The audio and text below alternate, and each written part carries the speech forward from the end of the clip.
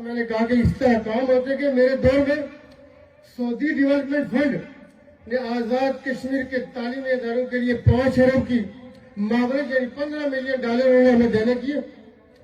آزاد کشمیر کی مدد عدالت میں 2.5 مہینے ہو گئے جب کام ایوارڈ کرنے پہ آئے. پہلے میوزیکل چیئر کھیلی جا رہی تھی. میں نے کہا کام دو, 15 ملین انہوں نے دیے. میں نے کہا 30 ملین میں اور لا کے دوں گا, اسی مہینے سے لا کے دوں گا.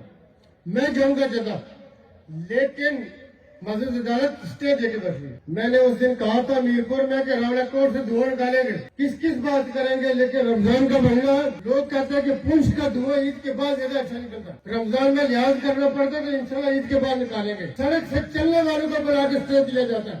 آزاد کشمیر کا کوئی پرسنل حال نہیں, آزاد کشمیر کا کوئی پوچھنے والا نہیں. بھائی اسٹے دیا جاتا ہے کن بنیاد پہ؟ یہ ایک ٹیمپرری آرڈر ہوتا ہے. ریاست کے اندر سیاست عوام کا حق ہے, سیاست سیاستدانوں کا حق ہے.